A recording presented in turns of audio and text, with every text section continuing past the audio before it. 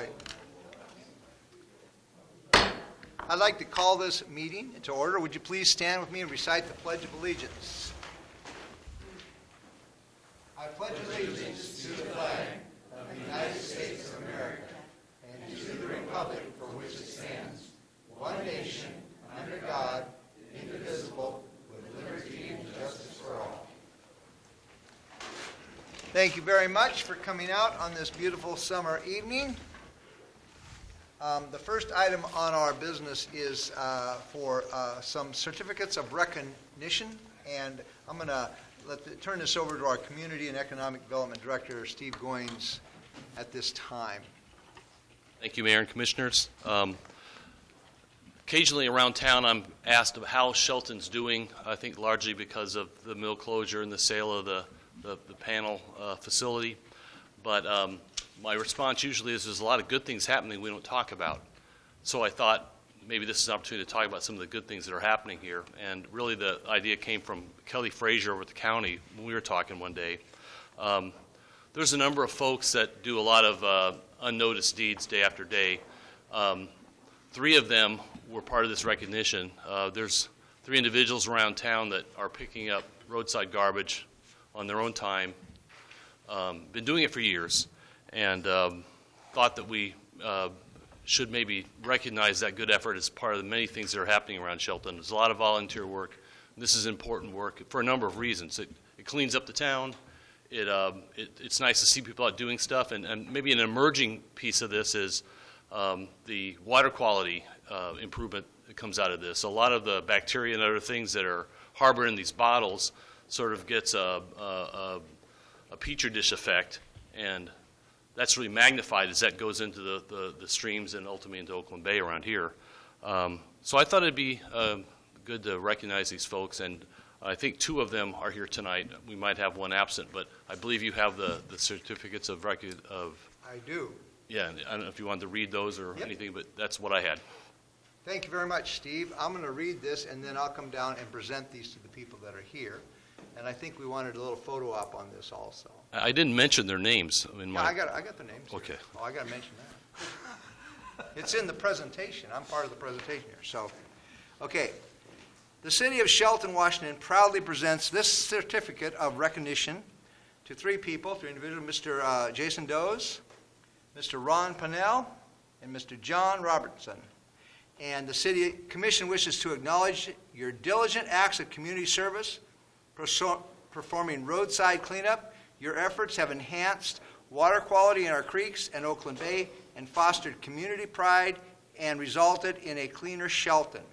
And it is an honor to give these certificates. And if I had a personal favorite, it would be Mr. Pennell, because I see him outside my jewelry store quite often, and he has been doing this for years and years and years and years. And so it's really a privilege to give these certificates of recognition. So I will hand them to the 2 people that are here, and then we're going to take a picture.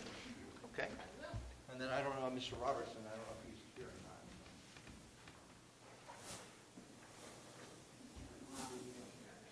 So come on up, Ron. Come on up, Jason. After you. No, you can go Come on first. up. It's all you.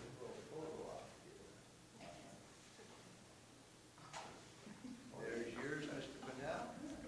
And here is yours, not Mr. Robertson. Here's yours, Jason. And this is Mr. Robertson's right here. So, So we'll all stand all right. together. That would be great. Thank you very much. Thank you. Let's give them a...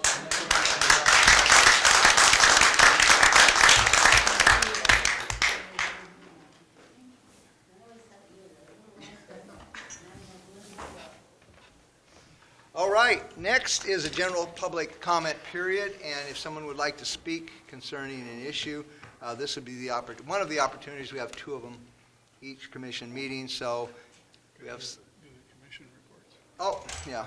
As soon as we do our commission reports, then we're going to go into this. Yes. Thank you, Commissioner Olson. Keep me on track. Commissioner Moore. Yes, on Tuesday I have a Housing Coalition Executive Board meeting. On Wednesday I'm planning to attend an after hours at Hood Canal Communications in Union. And hopefully we'll be continuing talks with Simpson and Sierra Pacific. And that's it for this week. Commissioner Olson? Tomorrow morning, I have a left board meeting, which is Law Enforcement and Firefighters Disability Board, for those who want to know. And then Wednesday, we have the annual audit intake interview. And then, while I've got Don Pinnell in the audience, I would like to commend the citizens of Shelton, and Don initiated this, the fireworks ban. It was very successful, at least in my neighborhood this year, very quiet. Everybody I've talked to so far in the city said the same thing. I think it was not only the ban's been in place for 2 years now working, but also because everybody got educated by our police and fire staff this year that it was very dangerous. So, but I did want to give Dawn, seeing as how she's here, the kudos for starting that. It was a great deal. That's it for me. All right. And on Thursday, I will be attending an Economic Development Council board meeting. On Friday, I will be attending the Republican Women's Political Luncheon there at Neyland Park. And Wednesday, I was planning to attend that after hours at HCTC in Union. So that completes our commission reports. Now we have the general public comment 3-minute period. And so we have somebody like to speak to us too. And I don't want to mispronounce the name, so I believe his first name is Lisa? Yes. You can come on up, and you have 3 minutes. I was wondering if there is a performance complaint or audit regarding the road on Turner and 7th and Highlander where it meets. They put curbs in front of the house, and I'm noticing that cars are running on the curb because the white line is on the curb. And it causes the cars to teeter. And then they could, I don't know if they could flip or not, but it seems problematic. So I didn't understand that. So I thought maybe they could correct that. When they correct that, maybe they could fix the curb in front of my entrance at the same time if they're out there, because I feel there should be a performance audit job or a complaint system for Public Works. And also I was hoping they would put speed bumps and a deer crossing sign and a water meridian in that area, because the road goes to the right and left, curbs to the right and to the left. And if you have do not have a slip differentiational car, you'll spin out, because most roads go either to the right or to the left. This goes both ways. So that causes a problem with water, ice, cars. And Gateway Christian Center, the worker outside says he sees cars flipping around in a circle too. I saw this big truck do that, so I was hoping they could fix that, please. Thank you very much for your comments, and we will talk to our Public Works Department about that. Thank you. All right. We have another opportunity a little later in the meeting for more public comment. Now, what we'd like to do is recess out of our regular meeting and open a public hearing. Okay, and this public hearing is going to be presented to us by Mr. Steve Goins.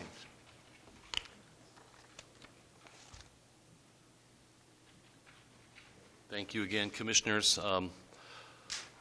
Brief staff report on the proposed 10 encampment ordinance. This was initiated almost a year ago now as part of our land use audit by the Washington Insurance Company that provides insurance coverage for the city.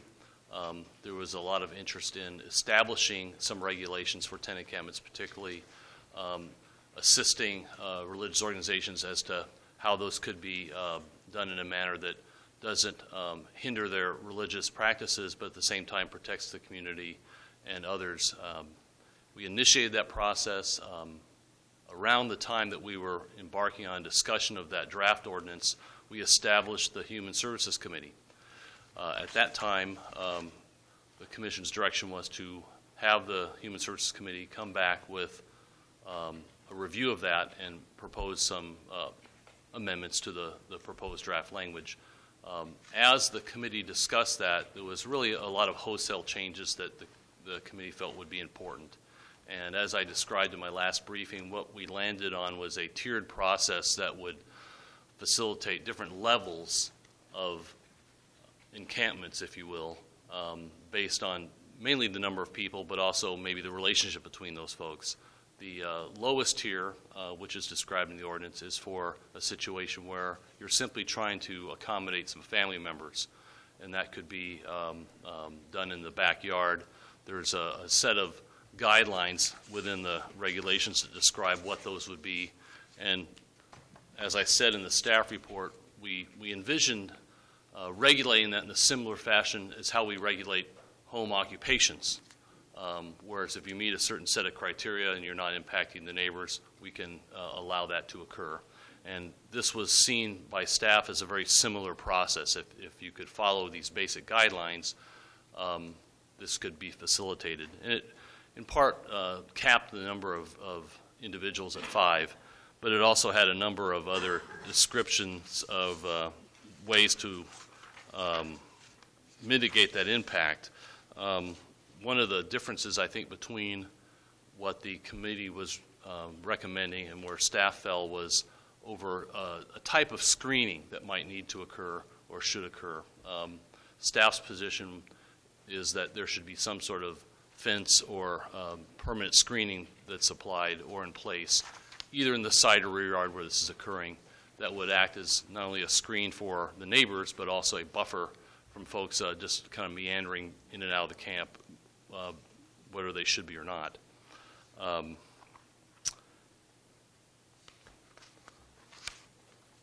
The second tier was to facilitate a slightly larger set of individuals, a couple families or 6 individuals, not family members, just simply a small encampment. Again, the regulations described, and that's in the draft ordinance, a number of different provisions that would be in place for that to occur. We stopped short of requiring a public hearing and a review process, but we established a number of standards for that. And again, the recommendation from the Human Services Committee was to allow that type of use on any properties. Staff's recommendation is to limit that to either religious organizations, properties like churches, or some other type of location where you deem would be appropriate, but not in a residential neighborhood. The feeling of staff was this could be potentially pretty impactful to a residential neighborhood to have that type of use. The third and the most, I guess, the largest set of the tier would be for up to 30 individuals. That number was picked because it was really believed that in Shelton, we're not likely to need the 100-person tent encampment that you see in these other more urbanized areas. That didn't seem that we should be trying to regulate for that type of use because it probably wasn't going to occur here. There wasn't going to be that kind of demand or need. So we tried to tailor the regulations that were in the past draft to fit that smaller subset. And I think we landed on something that looked pretty good. Again, one of the nuances was there was a requirement for a public hearing with the hearing examiner, and what we worked was a formal consultation, if you will, with the neighbors that's facilitated by staff, where there's an opportunity for people to understand what's being proposed and some of the details that are involved in that, and that would be accommodated again by staff as part of the review process. A pretty contentious issue was related to how long this type of use should occur and where. How this played out was like with Seattle and some of the other larger urban areas. Typically, these tent encampments are in one location for 90 days. There's a managing host that does most of the administrative processing and sort of manages what's going on there. They're largely self-governed, but there's a lot of requirements that come into play. And someone needs to be responsible for ensuring all those things take place, and that's that managing agent. The church accommodates the facility for up to 90 days, and then they're obligated to move that to a different facility. I think the intent with that is to ensure that that use doesn't impact one single area for a longer period of time, that you're sort of moving it around. We were trying to land on something with these draft regulations that would address that differently. There was some concern over the burden that places on the managing agent or the religious organization to have to sort of retool every 90 days and figure out how they're going to make this work. Staff's position was the managing agents are kind of used to that process, and it's really just changing the locale where that set of rules is being applied. But we tried to land on something that I think everyone would feel comfortable with, and the recommendation, as it's stated in the draft ordinance, was to have a 7-month duration with the process of having that be extended after another public hearing's held, and you can have a dialogue with the community about how well the activity's going, how impactful or how non-impactful the tent encampment is, based on how well the management's doing and how well it's being governed. There were some other requirements that we talked about in the briefing, such as allowing some animals.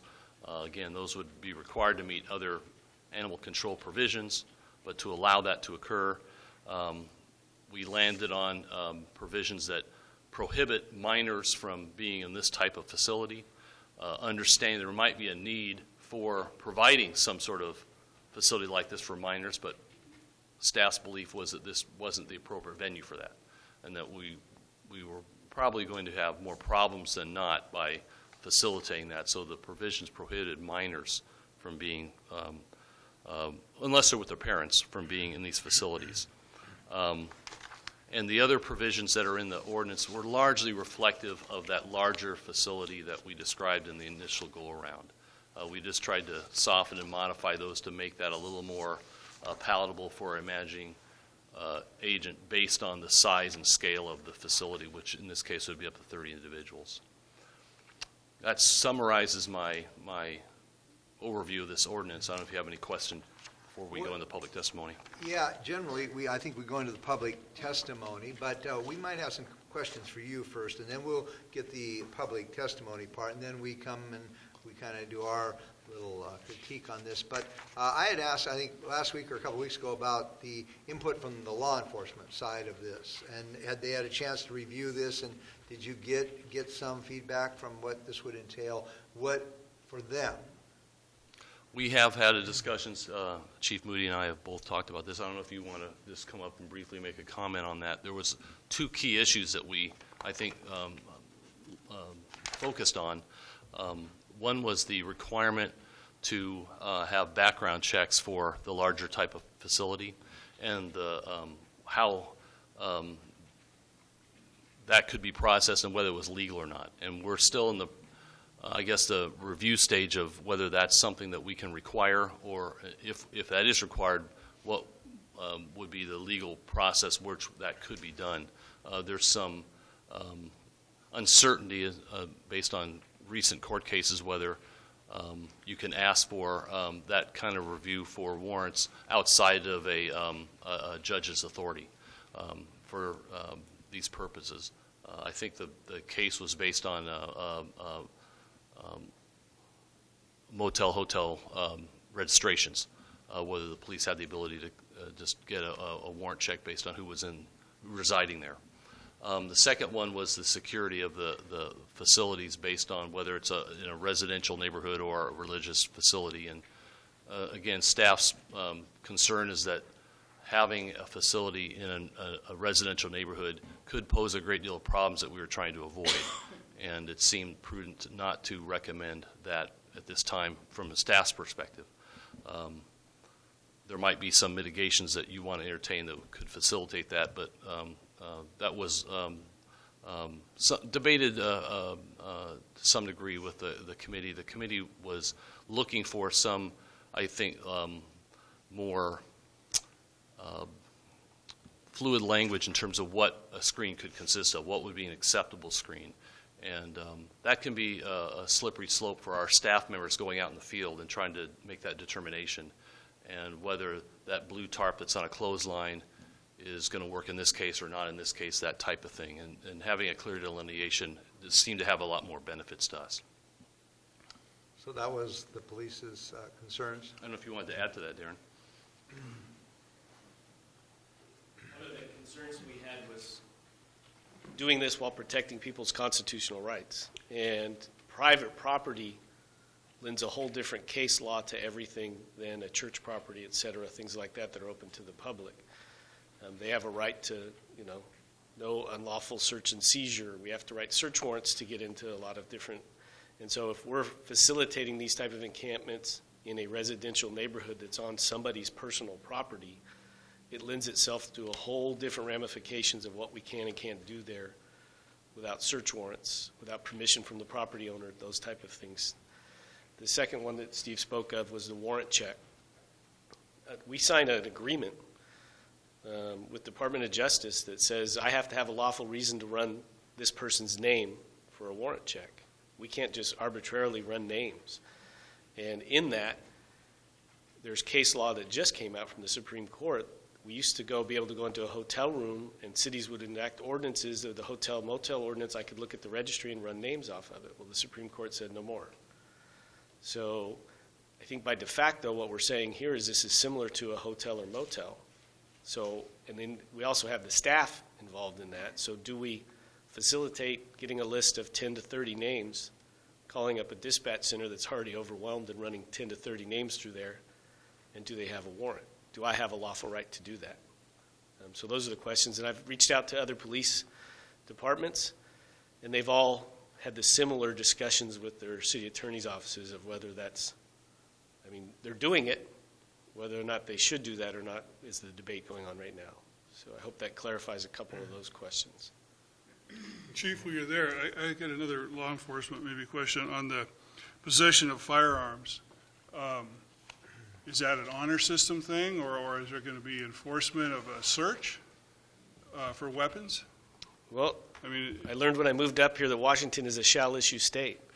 So unless somebody has a background issue, they are issued a concealed weapons permit. And I guess that would run into the policies, the city policies written into this, of whether firearms are allowed or not allowed. And as such, if you do that, do you, again, violate somebody's constitutional rights, or are they following the rules to go in there? That's something that the policies have to be worked out on. I think in each one will have its own different merits on it. Private property, I can allow anybody on my private property to have a gun. Public property, maybe the churches don't want that. So that's something that has to be set through the policymakers. So there's There's no, it would, unless we wrote something in there, it would just be up to the host to say, do you have weapons? And right. And answer. some of those enforcement issues are what Steve and I were talking about as well, is I don't enforce policy, I enforce law. An example was you go over to Safeway, and Safeway says, well, it's our policy that this person can't collect signatures out in front of Safeway. But the law says he can. I can't arrest that person for violating a policy. So unless it's some type of ordinance lawful, then, we can help with the policies. We do it all the time at the parish hall and help them out with things. But there's a fine line between what I can do and what I can't do. Any other questions for Chief Moody? No. Okay, thank you very much, Chief. We may have, we don't do questions from the audience. What we do have, if you want to speak towards this, you have to sign. We have another sheet, a separate sheet, and it's our public testimony hearing sheet. And then we will now entertain comments from the public. And then, so if you had a question about that, you have to sign on the other sheet, and then you can do that. Anybody can sign. Has anybody signed up to speak yet? So anybody that would like, now is the opportunity to speak, because this is your city, and if you have questions about that, you'd have to sign your name and address, please, right there.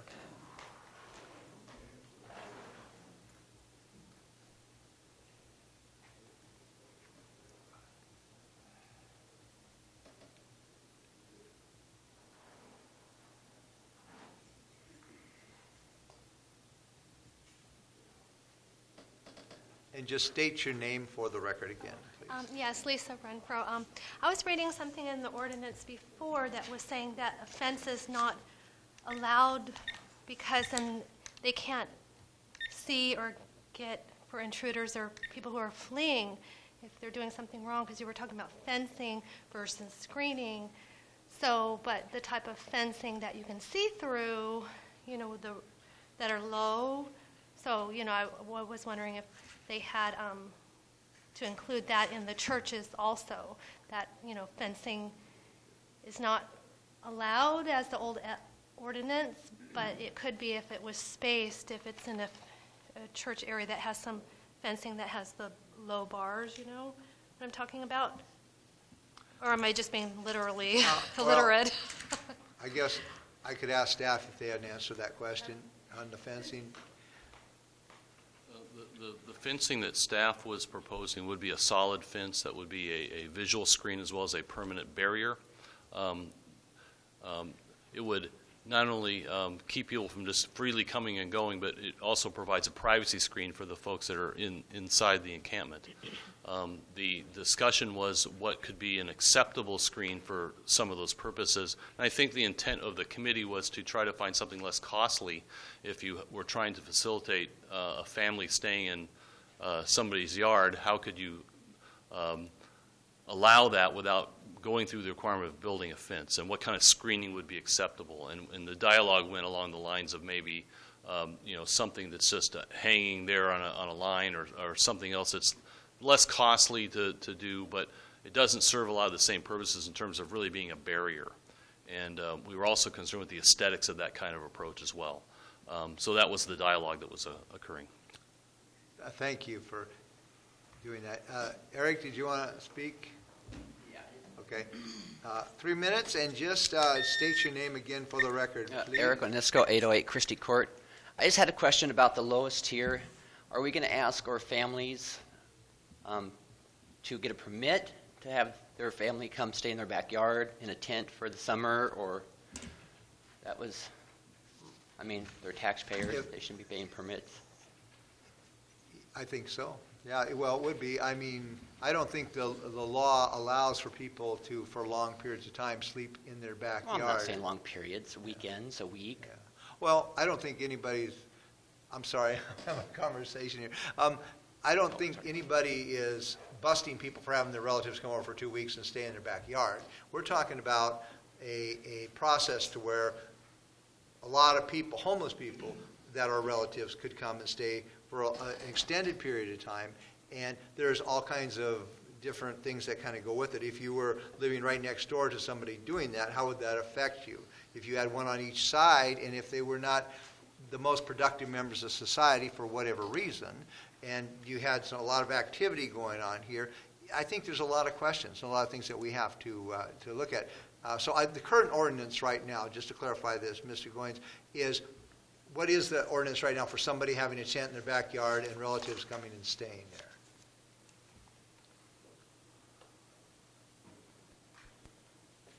We don't have any regulations that specifically address tents in your backyard per se. We do have regulations regarding RVs, which is, I think, somewhat of a parallel here. The ordinances allow you to, I'm sorry, I pressed the button. You got to push the button. The ordinance that we have in place allows you to place an RV on your property. Let's say that you have some relatives coming from across country and they want to stay for a couple weeks at your place. You're allowed to park an RV there and have them enjoy that facility. I would presume that the same provisions would apply if they wanted to set up a tent instead. And that, I think it states 15 days literally in the code. This is, I think, different in that there's really no time frame discussed here, and there's a lot of other concerns that comes into play.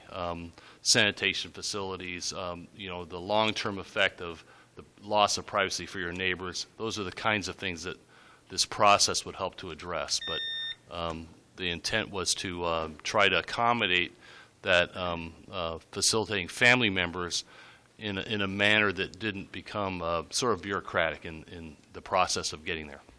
All right. Did that answer your question, Eric? So yes, maybe. Yes. Well, it was my best attempt. Did you have another question? No, thank you. All right. Thank you very much. Any other public testimony? Toby over here. Okay. Just state your name and address for the record, please. My name is Toby Kevin. I live at 709 Terrace View Drive, Shelton. And for those that don't know, I'm actually the leader of the committee that Steve has mention, and there's a point I'd like to clarify. Well, first point is that the position of the committee, now we're calling ourselves an advisory team on poverty, is that we advocate for those people in poverty or those people in need. So, and that isn't always completely in accord with the positions that staff need to take. The thing I wanted to try to elucidate a little bit is this issue of a barrier. From our perspective, we don't want things written into the ordinance which are obstacles or barriers to someone doing something. So we've debated quite a bit, and we'll probably still try to fondle the language. We understand and agree there needs to be a screening from the rest of the community, but on the other hand, it shouldn't be a burden such that it really prohibits a family from helping a family member in need. If there are questions, I'll answer them. Otherwise, I'm done. Thank you very much, Mr. Kevin. Any other public testimony on this subject? Seeing none, I guess we all have an opportunity to talk a little bit about it, and this would be that time probably to do that. I had another question, just a clarification for, are Tier 2 and 3 both required to be religious organizations? I mean, it says that, but I'm not certain that was the intent. The intent was for B and C to be B and C. Located on property either controlled or owned by a religious organization. Okay. Okay, I did have that question, and then as I've said the last few times we've talked about this, I am extremely concerned with protecting the property rights of the people who could potentially be affected by this. So I think we do definitely need to address the screening issue and have something that the aesthetic value is very important, I believe, if we're going to protect the surrounding homes. And I am very concerned about that we address the youth, the homeless youth in our community, and I understand that that can come with a whole different set of issues, but I don't want them to be forgotten in this. The last thing that I wanted to say is last time we had talked about pets, and if we were going to somehow monitor to make sure that we are taking care to have healthy pets in an environment where there are potentially children and other pets. I don't know how we could enforce that, have someone there with rabies vaccines or other vaccines, but that is a concern that I have.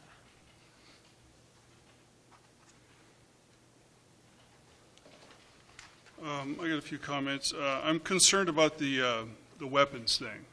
I think that we need to look in who's got the liability on that if there's no process for searches, or if we're just taking it on the honor system that they're not armed.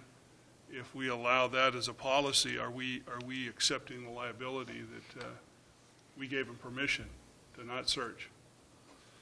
Another one is on the public health department. Have you run this by them? Would they be on the hook for enforcing this as far as the health and safety standards? You know, when you talk about diseases and things like that, are they on board with this, or have they been contacted? We've contacted the county health. They haven't responded in either stating whether they had concerns or not. We anticipate we'll receive some comments in the next 2 or 3 weeks, and we certainly could relay whatever those comments and concerns might be.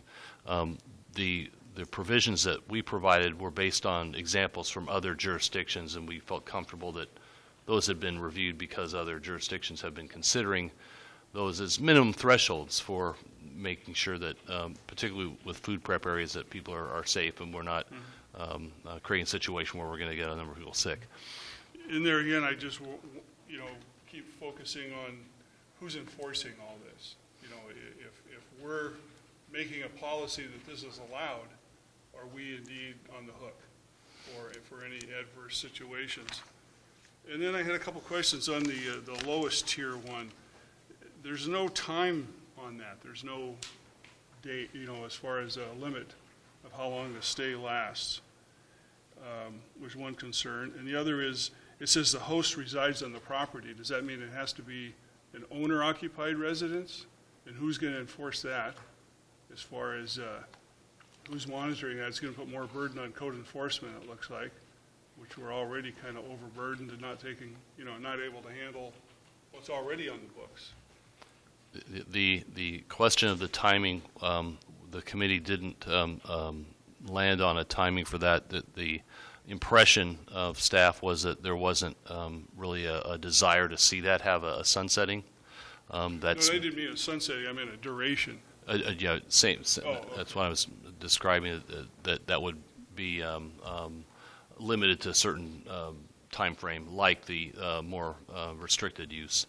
In terms of, the intent of staff was that this would be where you own the property and you reside on the property. You're not a renter, and that is a troublesome issue in terms of verifying that these are your family members and that type of thing. Yeah. That's pretty tough to do. It's pretty time consuming, and that is a concern.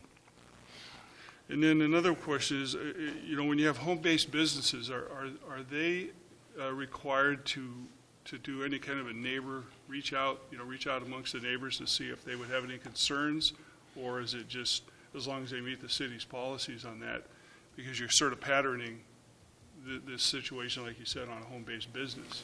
We haven't had a lot of issues with our home occupation businesses. We have a checklist that the applicants fill out, and they are basically telling us what they want, and we see how it fits in the checklist. There might be occasions where there might be something that gives us some pause or concern, and typically that would be parking, or if you're having a lot of deliveries at a site, particularly maybe deliveries late in the evening, people coming and going, that type of thing. We don't have them monitor that with their neighbors, but historically there hasn't been a lot of concerns or complaints about those type of operations. And I think we could make a similar, and that's why I guess it was a view of staff, is we saw that being policed and processed very similarly. If that use is starting to raise concerns among the neighbors, we anticipate that the neighbor would start to call and say, is this something that should be occurring, and are they following those guidelines? An example that might be a concern to staff would be if folks are staying up late into the night, and it's sounding and feeling a lot like a party back there every night or pretty frequently. That might be something that we would have to address and perhaps should include in the provisions here about ensuring that the noise ordinance is adhered to, and these are going to be concerns that you're going to avoid having problems with your neighbors down the line.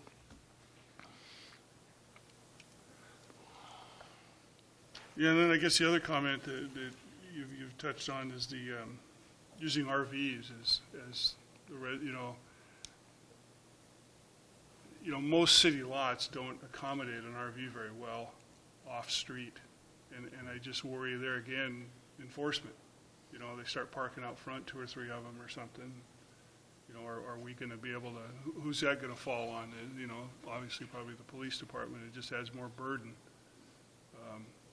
I don't know how you get around it other than maybe, you know, looking at different lot conditions. If there's an alley, maybe to make it permissible. In the case of the first tier, I think the staff's perspective of that particular issue was the cap on the number of individuals.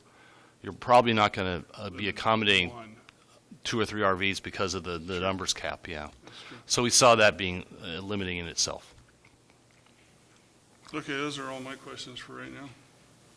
I guess my concerns are that I think we are open to and leaning towards having regulations and policies that are in line with what I believe the insurance and the state is asking of us. I believe this is something that we need to address, and I would like to commend the committee that worked hard on this to come up with some real good options. And on the surface, they make sense and they seem real good, but I just see that if you dig deeper, because of all the legalities and whatnot involved, that sometimes a simple idea just doesn't fit into a city setting probably as well as it could. I think I'm confused with having a first reading on this. It seems like we have some legal issues.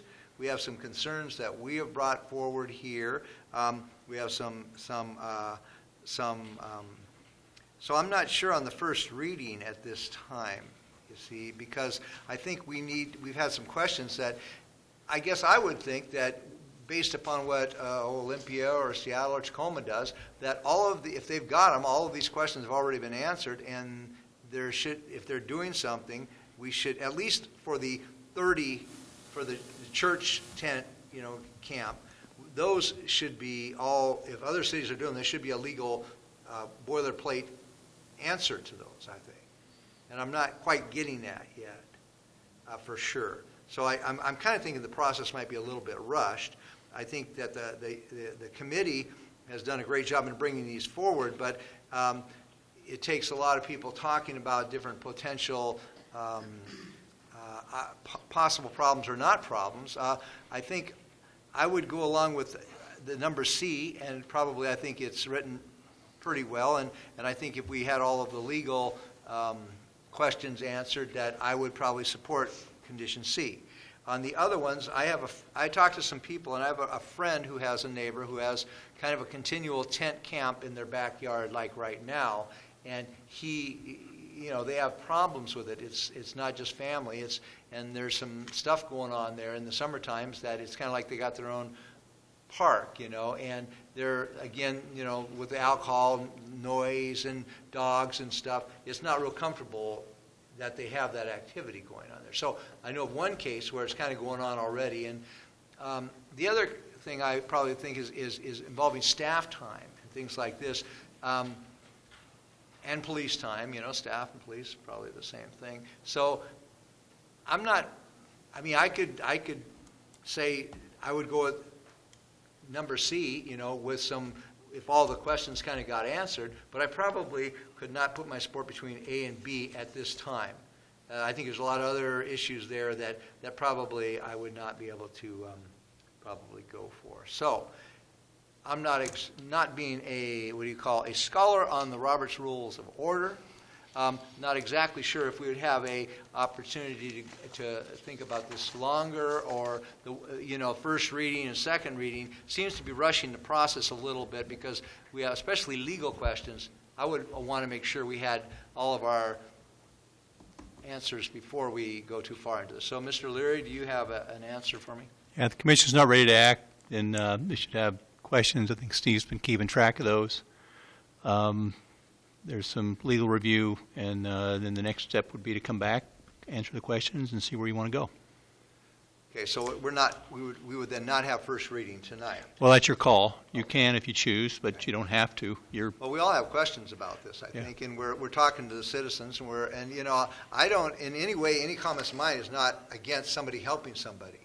I mean, I have people living in my house all the time that I'm trying to help, and I think we all are trying to help people do things. It's just when you deal with neighborhoods and cities, you've got all of this rules and liabilities and stuff to think about. And so I think I would settle in on the number C item, and we could probably get that one, if we want, taken care of if all of our questions were met.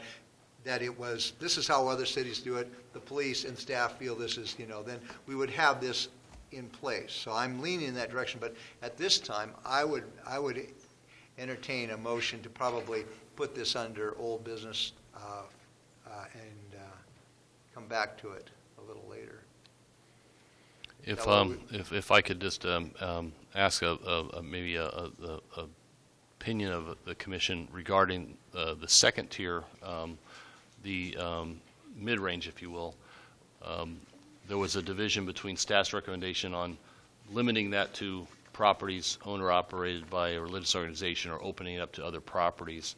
Does the commission have a preference on which approach that we would come back with? I would be okay with a religious property for both B and C.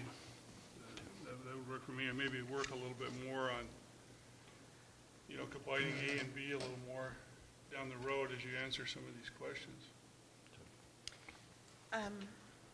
I guess I would not be in favor at all of B in residential neighborhoods, but I guess I'm not clear on what other types of organizations would we be talking about besides the religious organizations? That could end up being something that you consider on a case-by-case basis, where you have perhaps, I think in other jurisdictions, you might have a abandoned commercial property where you're not impacting residential neighbors per se, but you're also not impacting surrounding businesses by having this residential activity.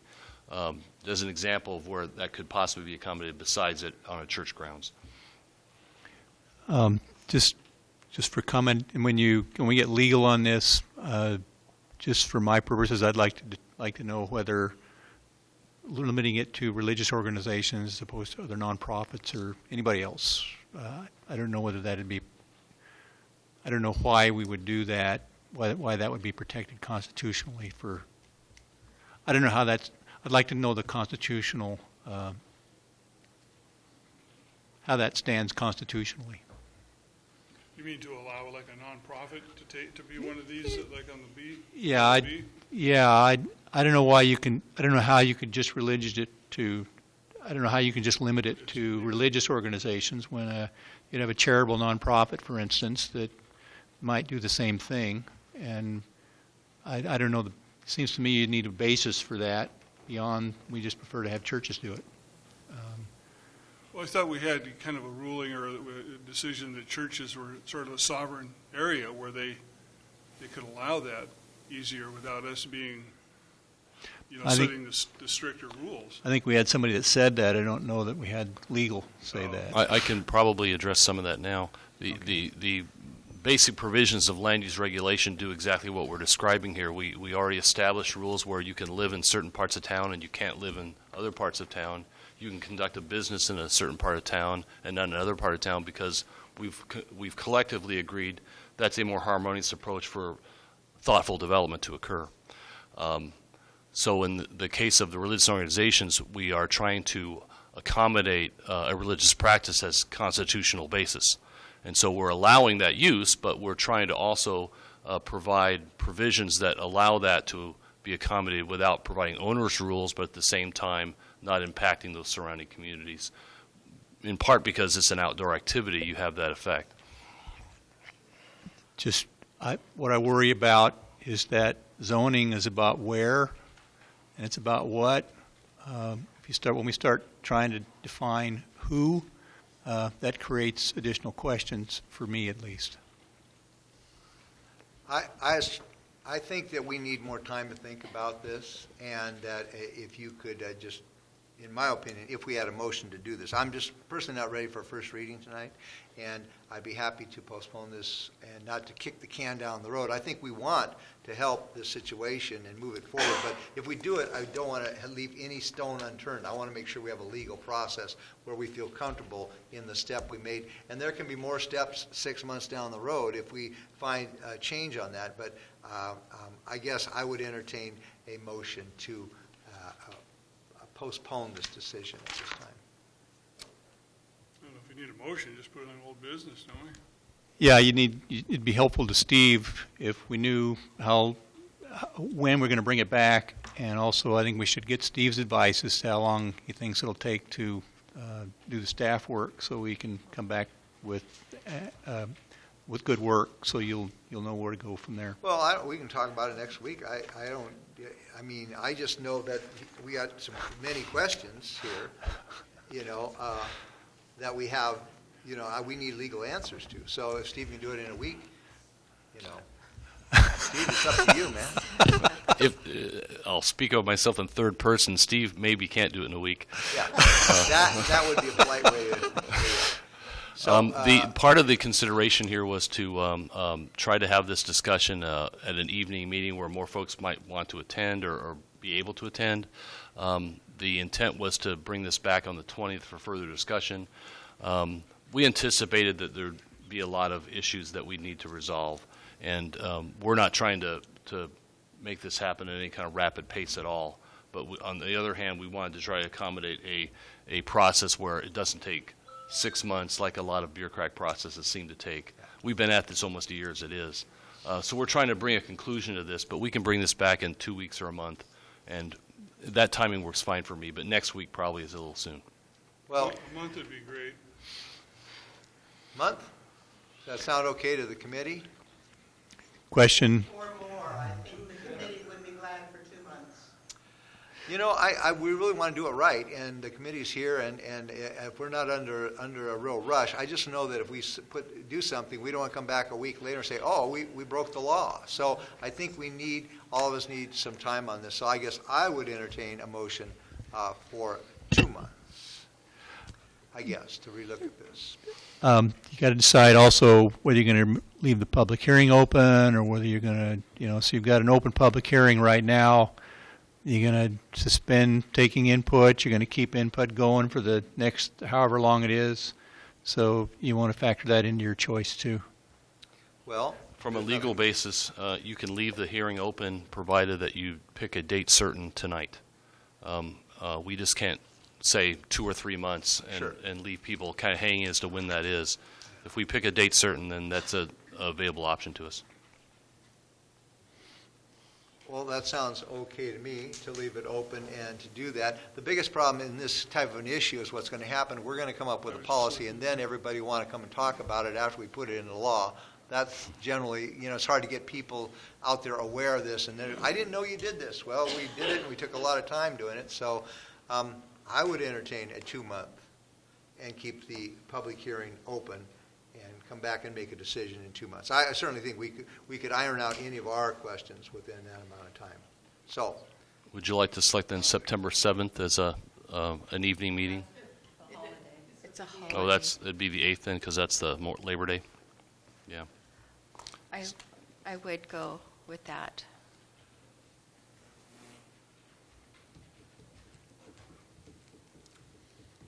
so we don't need a motion? I think we're fine. If there's a consensus, we're good. All right. Yeah. So we're going to keep this public hearing open until, what was the date again? September 8th. September 8th. Okay, and if you have friends out there that are concerned about this issue, then talking to us over the next 2 months would be beneficial. And I will personally work with Steve again to make sure that if there's legal issues and whatnot, we want to make sure that we've got everything taken care of. So when we put something in a policy, that it is legal. So, okay, thank you. More public here signed up.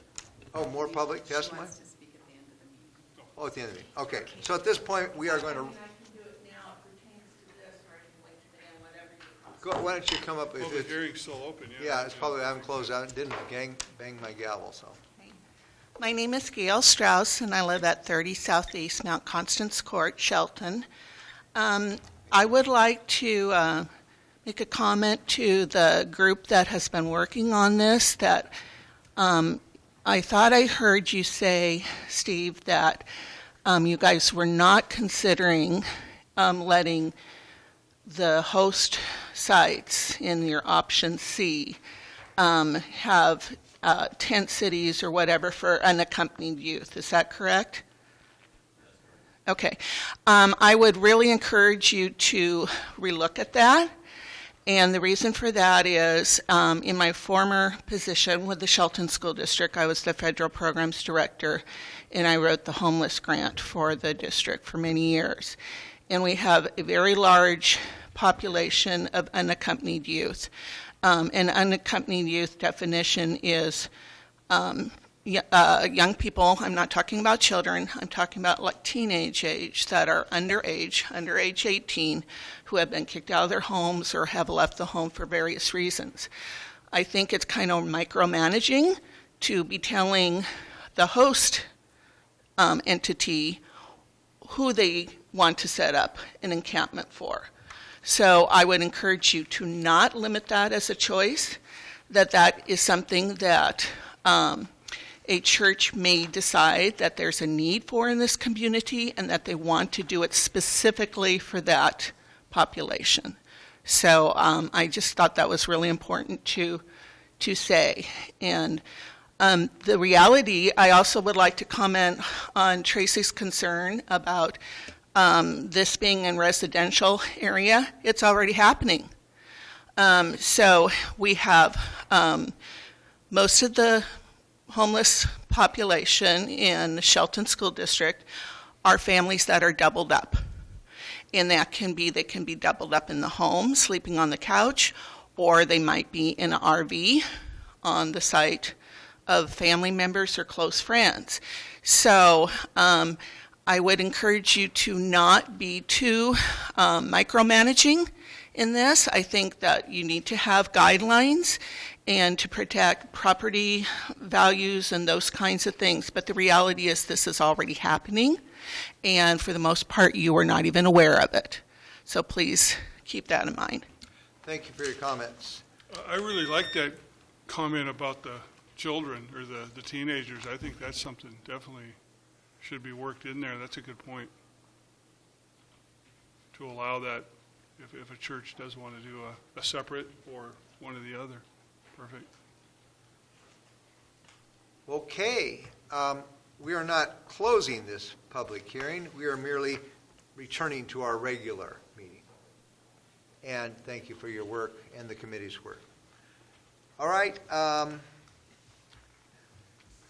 next on the agenda is our consent agenda. Have we had time to review the material and the Yes. consent agenda? Leslie Ann, can we please have a reading of the consent agenda? Consent agenda, vouchers numbered 86117 through 86219 in the amount of $397,174.18.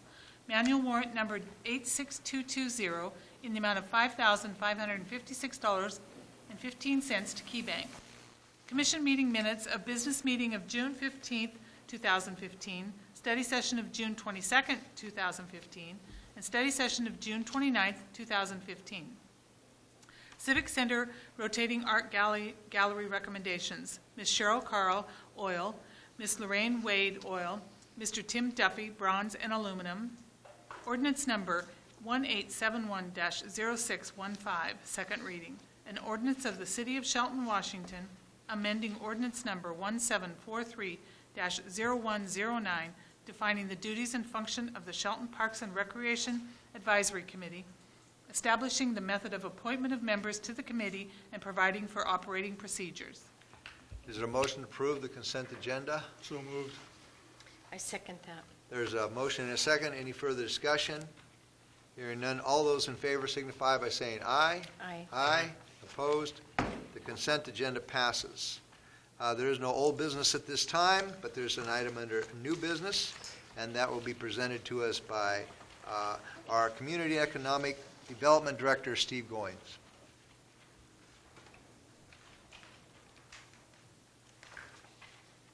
Thank you again, Mayor and Commissioners. This item is a consideration to enter a professional services contract with Code Pros LLC to provide plan review, building inspection, and building official services for the city. As you're aware, our building official departed in April. Or actually in May. We have had, from time to time, a contract with Code Pro to provide limited services for the city, usually in times where the building official was leaving for an extended period of time, such as a vacation or maybe had to take medical leave. We've been utilizing their services in the interim period here, and we asked them to provide us a more thoughtful proposal on how to augment that service. Currently, Mike Barth from Code Pros is here in the afternoons performing building inspections, spends very little time in the office. There's really no one in the building department. If you come to the counter and have a building question, we have very limited ability to answer those questions. Only the basic questions are the types of things we can answer. We don't have coverage for things like our pre-inspection or our pre-submittal conferences without contracting for that service right now. So the proposal you have is to help us provide a more thorough or a complete service to the community. Code Pros has provided this overview, which is in your packet. In summary, they would include all those current services that we currently provide for applications, reviewing plans, commenting on those plans, and providing all those inspection services, and acting as the building official for the city. They would hire an individual that would come in and be at the building department part of the day, so at least we could give the community some time frame where they could come in if they have questions or want to speak to someone about building-related issues or discuss a plan review. We'd have someone present that could have that dialogue and have that conversation, as well as coverage for staff coordination for pre-submittal conferences, those types of things. The proposal included a dollar figure for that service. It's a % of the revenues collected by the city for plan review and for permit building permits. Staff's analysis is based on our historic trends for how much activity the department's had over the past 10 years, that we actually could pay for that service with the revenues we're receiving, and probably be a little less than what we're paying a building official currently. Some of the concerns, of course, are that even with that service, we're not providing the service the community is accustomed to. We've had usually someone there, unless the building official was out doing inspections during the day from 8:30 till 12, and then sometimes in the afternoon, that people could kind of come in and have a conversation with. That would be somewhat limited, but we think this has some other benefits that we think the contract would serve us well, at least in an interim period of time. With the pending projects coming forward, such as the prospect of a new mill being developed on the waterfront site, in all likelihood, we would contract for the review of something of that scale anyway. So we see this as really certainly at least a bridge to take us into the future, and we can better assess, what kind of revenues, how much activity is occurring in the department over a period of time, and reassess that. But from staff's perspective, this seemed like a good fit for us for the time being. I don't know if you have any questions about that. How long is there going to be a length of a contract, or just open-ended, or? It's a year-to-year contract. It would automatically renew unless one party decided that they wanted to revisit the contract. And so that could be open-ended, but the idea was to have an annual contract that could be renewed without coming back and having to get it signed and everything every year.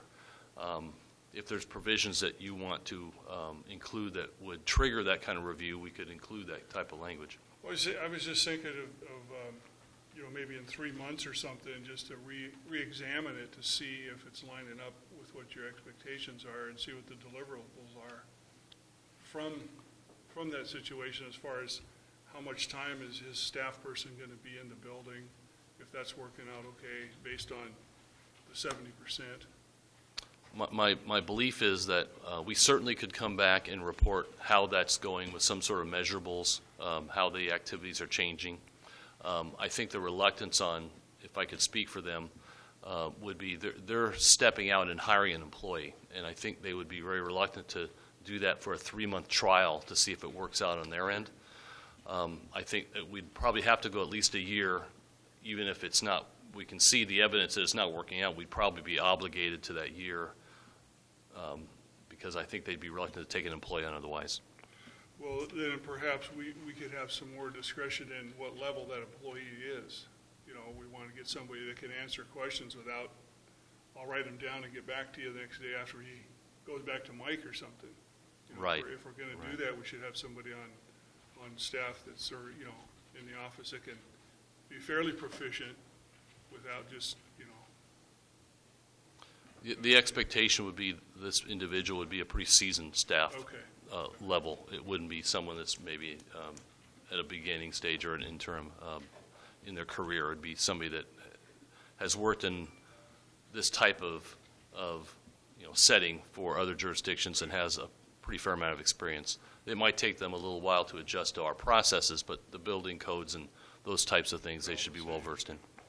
Well, he's very well qualified. He's worked in other jurisdictions, so I definitely think it's a good idea to go that direction and see how it works. We have discussed this in staff briefings, and I'm very comfortable with this contract.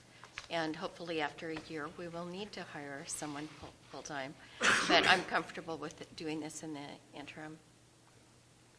Yeah, I think, you're the department head, and so this is what makes sense to you to do at this time. And so I think, not to micromanage, I think that is probably a good thing for us to do at this time. 1 year, if they're hiring an employee, 1 year doesn't seem to be out of line for a commitment from us. But I would want to review that a year from now, especially depending on what happens if we get an accelerated amount of growth, which we're hoping for daily. So, and I think we can deal with that. But I think it's the right decision at this time. So it appears that we are have enough information to place this staff request for Code Pros on the consent agenda for July 13th, 2015, authorizing the mayor to sign when returned from the contractor.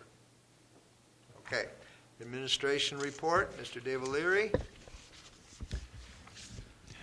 Just got all of the performance measurement data in from our staffs today. In the coming week or so, I'll be loading that onto the ICMA Performance Measures website, and then hopefully within the next month or two, we'll have something to report. So. All right. We do have somebody from the Postal Service here, and Mr. Steve, you again, Mr. Goins, you're going to talk to us about the Postal Service request. I don't see the postmaster here tonight, so if I could just briefly give you an overview of this request. The postmaster requested that we consider a change in how they deliver service to a portion of the city. And this graphic illustrates the area that they brought in. This is the Angleside area. Basically, it's the neighborhoods east and west of Olympic Highway South there, if you kind of get your bearings of where they are on the map there, and actually extending all the way out into the county. We haven't had a chance to talk to the county folks about this, but in these areas, the postmaster was describing a lot of concerns and problems with mail delivery and also theft of mail. A number of these homes have boxes that are maybe in the alley or in an area where cars typically park in front of them, or it's very hard for their trucks or their individuals to get to the mailboxes easily. And they've had, I guess, a number of calls about people not getting their mail or mail theft occurring. Their solution they're offering is to establish a design for gang mailboxes that would serve pockets of this neighborhood. And I think the number we came up with was in the range of 30 to 35 of these gang boxes that would be placed in different portions of the neighborhoods that the neighbors could just come and gather their mail that would be accessible to the mail trucks for easy delivery, and would kind of be in a conspicuous location as well, obviously secured. The mail, the U.S. Postal Service would pay for the costs for providing these boxes, and part of the nuance was they don't have the ability of requiring this. Obviously, the mail delivery system that's in place is established, and I think there need to be some educational component reach out to the community about how come we're doing this, or how come we're proposing this, and why. And that's really the reason they came to us, is they were hoping that the city could help partner that effort to communicate with the neighborhood about what their intentions are and have a dialogue with this community. And I regret that the postmaster's not here, but I think in sum that was what their request was, and I think it would be a multiple department effort between the city, the folks in the county that are affected, and others, to begin with sort of an outreach to tell the neighbors that this is a concern and a consideration, and start to have a dialogue and get feedback, maybe talk about locations for the boxes, and over the course of time land on a program that would meet public works needs for not interfering with trash and garbage service and police and others, and end up with something I think that works for everybody, including the neighbors themselves. So this was the area they described, and I wanted to make sure you're aware this is something we've been discussing with them for probably a few weeks now. So it's like if they're just going to do part of the city, I mean, it's like an experimental thing, just or just 30 people you said or something? Oh, this is, I think, this is roughly 900 addresses here Oh, in total. 35 gang, okay, and so Yeah. so everybody on a road would have it down at the end of the road. Yeah, all the areas that are, I know this is really hard to read, but that I you can't can see see that's, the wall. well over a dozen streets in the Ingleside, kind of the East Ingleside, Hillcrest neighborhood. This is in large the area that where Basin 5 work was done, if you kind of look at it that way. Where we did the work in Basin 5, this is very, very similar layout of area that they'd like to change the form of service to these gang boxes. I like it. I think it'd be a great thing to do and well worth pursuing. So our role, I guess, here is mainly to facilitate a public discussion. Most of the residents are City of Shelton residences, and staff supports improved mail delivery. So in that regard, we think this is a good idea. There doesn't seem to be a lot of cost other than the staff time in having this conversation with the community and the county and others. But yeah, we agree it's worthwhile. Would these be placed on public right-of-way, or would they be placed on private property? At this point, I'm not sure. I think it would be ideal to place them all in the public right-of-way, but that may not always be feasible in a particular location. So I think we're open to what the most suitable location is, and that might require the Postal Service getting an easement from an individual or something. I'm just not certain. Would something like this, I wonder if you had a survey of what the people that's going to affect, the 900 people, if there was a way to do a survey, say this is being considered, what do you think about that? Sometimes that, if you do that, then if you put a policy like this in place, it voids you of, later on having you say, look, we polled you guys and we came in with 60% wanting it, because I don't feel comfortable in changing a whole method of mail delivery just on one opinion, you know what I'm saying? So I would be open to possibly a survey of that district of people saying, this is what we're proposing, and yes or no, and, it's asking somebody, are you willing to walk down the street to get your mail, or do you, and have less risk of theft, or do you just want your P.O.? This could be a real sensitive issue. You have people in wheelchairs, people, that can't get up and down stairs, you're asking them to walk 1 or 2 blocks down the street to get their mail.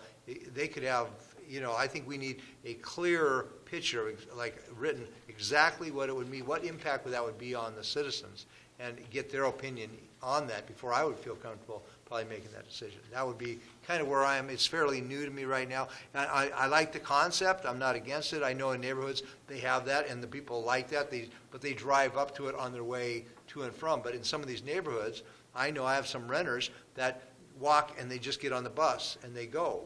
They couldn't walk a whole block, or how would they get their mail? They don't drive. Sure. So you wouldn't have the bus stop and pick their mail up for them. So there are questions here before we make that jump that I probably would like to think about a little bit. Well, let me clarify maybe the role the city would have in this. We wouldn't be the ones that are imposing this requirement. In fact, it can't be imposed. Ultimately, I think what the post office is hoping that is we could engage the community and have that dialogue and help educate them on why this provides a benefit. At the end of the day, it's their call how they deliver the mail. It's nothing that we would be doing, but they came to us to help facilitate that conversation with the community. And because it's the Postal Service, I guess we can mail surveys pretty cheaply, I'm assuming. At least you wouldn't have to put a stamp on it. Do those kind of things as part of that process with the community.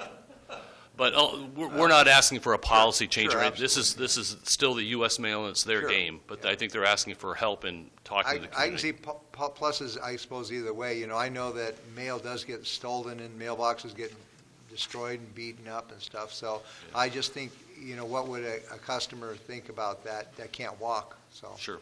Anyway, any other questions for Steve on that? No, I just would say I would think that would save some wear and tear on our right-of-way. And also, from the postal truck stopping every day. I also think that a real positive part of that would be the fact that people wouldn't have their mailboxes blocked by cars parking in front of them. I know that's a big concern in a lot of the older areas of town where there are narrower lots and not so many parking places. So, good, I'm glad they came to us. And if you know folks that live in this community, I guess you can give them a heads up. I'm not exactly sure what the timing of all this is, but they seem to have a sense of urgency about the amount of mail that's not getting delivered for various reasons and wanted to address it. Great, I do have some friends that live up there. All right, thank you very much. Did you have a question, Mr. O'Leary? Are you all right? Okay. This is anybody that has not spoken already, if there's another public comment period, if somebody would like to say anything. And next is administration. Yes. Lisa had wanted to, she's kept her hand up. Yes. I don't know if she's not speaking on the same subject as she. She can speak, well, she could, it's just we kind of have the 3-minute time frame thing, so, but seeing as how you want to speak about something else? Did you? Okay, we don't kind of do that. You would have to come sign in. You're signed in already, so if you want to come up and speak for 1 or 2 minutes, you can do that. Yeah, my name's Lisa Renfro. I was listening to what she was saying about the grants and the churches and stuff, thinking outside of the box. You know how nurse